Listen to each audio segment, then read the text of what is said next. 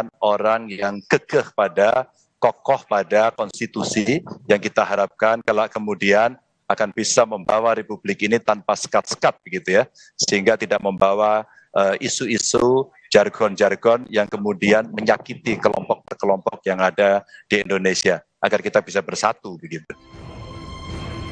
Satu hari setelah Ganjar Pranowo dideklarasikan PDI Perjuangan sebagai bakal capres, Presiden Joko Widodo menyebut sejumlah nama yang potensial dan cocok untuk dijadikan pendamping Ganjar sebagai bakal cawapres.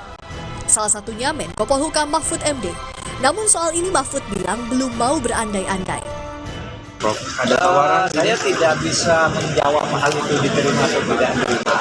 Itu biar berkembang sebagai bagian demokrasi. Karena diterima atau tidak diterima itu kan sekarang. Setelah namanya disebut Jokowi jadi salah satu bakal cawapres ideal Ganjar, Sandiaga Uno sowan ke PLT Ketua Umum P3 Mardiono. Sandi menyebut penentuan posisi bakal cawapres tergantung pada partai pengusung. Ya tentunya Pak Presiden menyampaikan beberapa nama, namun saya ini bukan pada kapasitasnya. Yang kapasitas yang bisa menentukan ini Pak Mar dan para pimpinan partai politik. Bagi saya akan terus berjuang untuk menangkap aspirasi masyarakat, menghadirkan solusi. Masih di momentum Lebaran dan setelah sowan ke P3, Sandi pamit mundur dari Gerindra dan bertemu Ketua Harian Sufmi Dasko Ahmad hari Minggu kemarin. Sandi juga menitipkan surat untuk Ketua Umum Gerindra Prabowo Subianto. Jauh-jauh hari ada wacana-wacana di publik dan tadi Pak Sandi juga sudah menyampaikan beberapa hal, terutama permintaan maaf kepada Ketua Umum. Dan tadi juga sebelum pamit sudah menyampaikan satu buah surat, saya belum buka tapi isinya. Dan di momen Hari Raya Idul Fitri ini kami sudah bermaaf-maafan. Nama-nama bakal cawapres Ganjar masih terus digodok PDI Perjuangan untuk menentukan peta politik pencapresan dan proyeksi kekuatan pemilu 2024. Tim Liputan Kompas TV. Pertarungan bakal cawapres juga makin menguat usai Jokowi menyebut 7 nama yang cocok mendampingi Ganjar Pranowo. Untuk mengulasnya sudah bergabung di Kompas Petang Direktur Eksekutif Carta Politika Indonesia Yunarto Wijaya dan juga Wakil Sekjen PDI Perjuangan Arief Wibowo. Selamat petang Pak Arief dan Mas Toto, terima kasih untuk waktunya di Kompas Petang. Selamat petang, maaf lahir batin Mas Arief, Mas Cynthia dan pemirsa Kompas. Maaf lahir batin, minal aidin wal faizin. Saya akan ke Pak Arief terlebih dahulu. Sudah Lebaran, apa sudah ada penjajakan lanjutan untuk menentukan siapa pendamping dari Ganjar Pranowo? Pak Arief?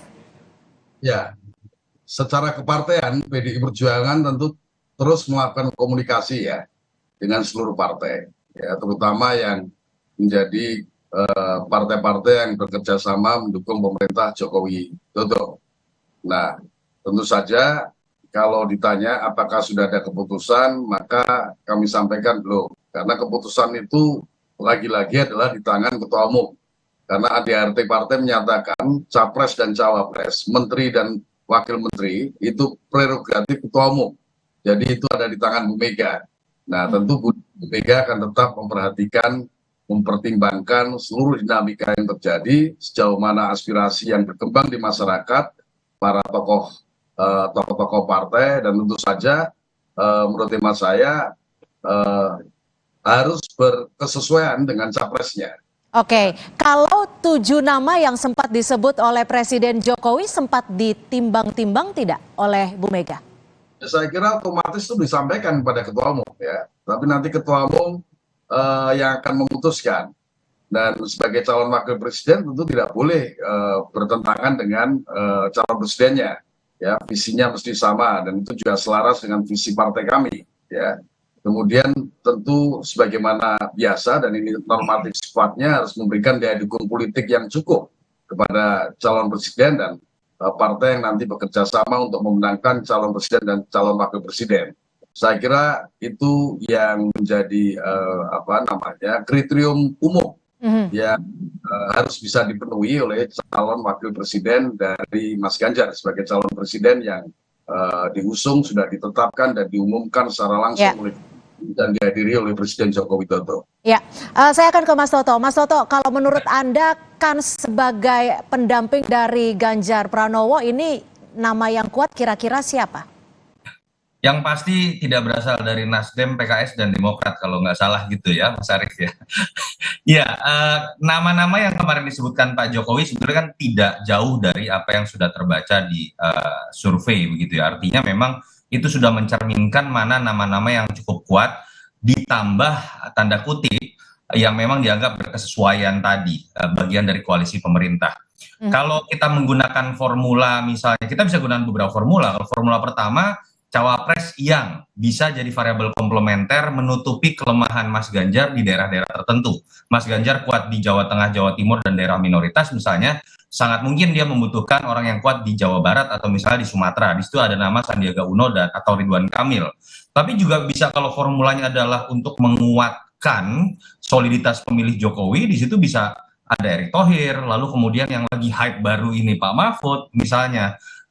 Dan overall kalau misalnya kita bicara siapa cawapres terkuat kalau bicara di simulasi survei, sebetulnya nama Pak Prabowo. Tetapi kita tahu kan agak sulit saat ini mempertemukan ego kedua partai ini yang masih berbicara fokus pada kadernya menjadi capres dan bukan cawapres. Oke, kalau kita lihat ini kan seperti seakan bertepatan nama Sandiaga Uno mundur dari Gerindra dan masuk ke P3. Apakah nama Sandiaga Uno ini juga memiliki kans yang kuat untuk dipasangkan dengan Ganjar Pranowo? Dua alasan ya kalau untuk Sandiaga Uno. Yang pertama, kalau kita tanyakan dengan pertanyaan umum, siapa calon wakil presiden yang akan Anda pilih apabila pemilu diadakan hari ini? Memang Sandi dengan Ridwan Kamil ini bersaing selalu di nomor 1 dan nomor 2. Baru nomor 3-nya itu biasanya ada Erick Thohir. Dan ini disebabkan karena memang dia sudah punya investasi nih, image brand sebagai cawapres itu kan pernah ada di Sandiaga Uno di tahun 2019. Variabel kedua memang yang menarik kalau dikaitkan dengan atau dipasangkan dengan Ganjar Pranowo karena memang Sandi ini kuat di daerah-daerah yang Mas Ganjar tidak terlalu kuat. Karena Sandi punya investasi elektoral 2019 itu kan bertentangan dengan Pak Jokowi. Mas Sandi itu lumayan kuat di daerah Sulawesi dan beberapa daerah di Sumatera dan di kalangan pemilih yang cenderung tanda kutip hijau begitu ya. Jadi memang itu bisa menjadi variabel komplementer. Tapi balik lagi harus diuji lebih jauh apakah ada kesesuaian chemistry dengan Mas Ganjarnya. Yang kedua, ya tentu saja kalau betul masuk ke P3, apakah ada kesesuaian kesepakatan antara para pimpinan parpol yang bergabung, walaupun terkaan saya, P3 ini akan menjadi salah satu partai, bahkan mungkin partai pertama yang akan menyatakan diri bergabung dengan koalisi PDI Perjuangan kalau kita melihat historis yang sangat dekat P3 dengan PDI Perjuangan. Ya, lagi-lagi balik lagi kita harus ada kesepakatan parpol seperti itu. Tapi sebelum kita lanjutkan dialog, ini ada dalam perkembangan terbaru, Sekjen PDI Perjuangan Hasto Kristianto mengaku PDIP tengah melakukan komunikasi dengan partai lain. Hasto menyatakan dalam waktu dekat akan ada partai politik lain yang mendukung pencalonan Ganjar Pranowo sebagai bakal calon presiden. Itu akan bergerak setelah Ibu Megawati Soekarno Putri mengumumkan calon presiden, maka berbagai kontak dengan partai politik lain itu juga dilakukan. Hanya kami mohon maaf, kami tidak bisa sebutkan. Nanti kita tunggu saja bahwa dalam minggu-minggu ini kemudian akan muncul deklarasi dari partai politik lain yang mendukung calon presiden dari PDI Perjuangan Bapak Ganjar Pranowo. Sementara terkait dengan calon-calon wakil presiden, sebagaimana juga telah disampaikan oleh Bapak Presiden Jokowi setelah beliau mengadakan sholat Id bersama dengan Bapak Ganjar Pranowo, itu semua menjadi pencermatan secara dinamis. Baik, saya langsung ke Pak Arief. Pak Arief, apakah yang dimaksud oleh Pak Hasto ini P3? Ya nanti tunggu diumumkan aja Pak. Ada kemungkinan ke sana mungkin Pak, karena kalau dilihat dari urutannya sepertinya sangat mendekati gitu. Setelah Ganjar dicantumkan namanya oleh PDI Perjuangan lalu mundur dari Gerindra dan juga masuk ke P3. Ya nanti biar diumumkan bersama atau partai yang akan bekerja sama dengan PDI Perjuangan yang akan mengumumkan secara mandiri. Ya kita tentu saja. Jadi tak elok kiranya kalau belum sudah diumumkan. Ini kan penjajakan atau komunikasi politik yang dilakukan dalam rangka memperkuat kerjasama, membangun dan memperkuat kerjasama dengan partai yang lain. Karena kami menyadari bahwa membangun Indonesia tidak bisa sendiri, itu satu keniscayaan. Dan tadi juga sudah saya sampaikan, tentu harus dalam posisi yang memperkuat calon presiden dari PDI Perjuangan, Mas Ganjar Pranowo. Ya. Tidak perlu harus terburu-buru. Kemarin dugaan orang capres akan diumumkan Juni, ternyata Ibu mengumumkan pas tepat pada tanggal 21 April, hari Ibu Kartini. Ya. Baik. Jadi banyak hal yang bisa jadi tergantung kepada situasi dan kondisi objektif kepolitikan kita. Saya akan ke Mas Toto. Mas Toto, kalau menurut Anda sendiri PR besar dari PDI Perjuangan untuk menentukan pendamping dari Ganjar Pranowo ini sebenarnya apa sih, Mas Toto?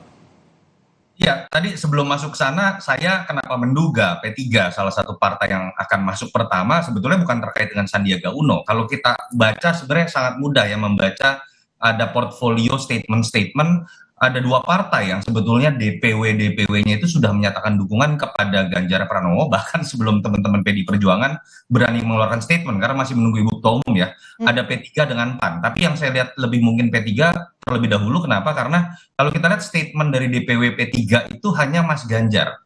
Sementara kalau untuk PAN ini ada yang hanya Mas Ganjar, ada yang pasangan Ganjar-Erik. Nah itu menurut saya juga akan ada bahasan yang lebih mendalam. Masuk ke pertanyaan terkait dengan apa sih yang harus disiapkan. Pertama tentu saja hitung-hitungan elektoral kalau kita bicara perebutan kekuasaan ya. Dan biasanya ketika pemilu incumbent-nya nggak bisa ikut kembali seperti 2014, 2024, pertarungan akan lebih ketat. Dan di situ kebutuhan calon wakil presiden yang bisa menjadi insentif elektoral itu lebih dibutuhkan. Itu mengapa harus dihitung bagaimana kelemahan Mas Ganjar di daerah tertentu, segmen tertentu, itu kemudian bisa ditutupi atau dilengkapi oleh calon wakil presidennya. Yang kedua saya pikir tidak perlu diajari ya, kalau secara prinsip kita tahu Ibu Mega ini bahkan beberapa pengawat mengatakan keras kepala dalam konteks secara positif. Saya meyakini misalnya PDI Perjuangan tidak akan mungkin wakilnya dari PKS misalnya, atau misalnya dari Demokrat misalnya, karena alasan sejarah dan perbedaan prinsip. Dan yang harus kemudian diterjemahkan kan adalah bagaimana bukan hanya prinsip partai atau Ibu Mega, tetapi sekarang prinsip capresnya. Bagaimana menerjemahkan calon wakil presiden yang betul-betul ketika itu digabungkan jadi kekuatan besar ketika berbicara mengenai Indonesia ke depan. Karena kalau menurut Anda sendiri dua nama lain RK dan Erick Thohir ada peluangnya tidak? Ya kita bicara terbuka ya, untuk RK ini kan sekarang bergantung pada Golkar. Ruang geraknya sebetulnya lebih luas ketika Ridwan Kamil bukan kader partai. Karena ketika dia kader partai dan kita tahu keputusan Munas Golkar masih berbicara Erlangga sebagai capres, dibutuhkan Munas lanjutan untuk kemudian mencabut. Kalau ingin mencalonkan kader yang lain, itu ada SOP yang menurut saya tidak mudah dilakukan. Apalagi beberapa perkembangan terakhir kayaknya cukup intens ya, Pak Erlangga dengan Pak Prabowo begitu.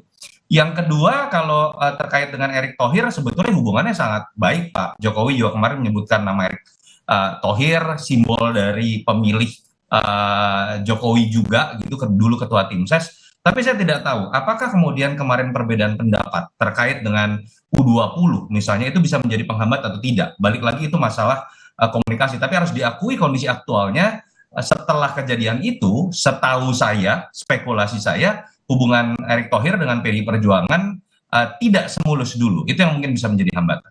Oke, saya sebelum ke Pak Arief, saya akan menampilkan pernyataan dari Sekjen Partai Gerindra, Ahmad Muzani, yang memastikan Ketua Umum Partai Gerindra, Prabowo Subianto, direncanakan bertemu dengan Ketua Umum PDI Perjuangan Megawati Soekarno Putri. Selain bentuk jalinan silaturahmi, pertemuan ini juga akan membahas arah politik jelang pemilu 2024. Mepet sama PDIP, Pak, Gerindra? Kami tidak ingin berlomba akhir-akhiran sama partai manapun, tapi kami harus mengambil waktu dan momentum yang tepat untuk bersama-sama memutuskan calon wakil presidennya Pak Prabowo. Kami bisa kerjasama dengan semua partai politik. Kami nggak punya handicap bekerja sama dengan partai politik manapun, karena kami merasa bahwa setiap partai politik adalah perjuangannya dimaksudkan untuk bangsa dan negara. Tidak ada handicap. Iya, lagi dijadwalkan, kan dijadwalkan. Pak Arief, apakah betul pertemuan ini akan segera terlaksana antara Bu Mega dan juga Pak Prabowo? Susah untuk saya jawab.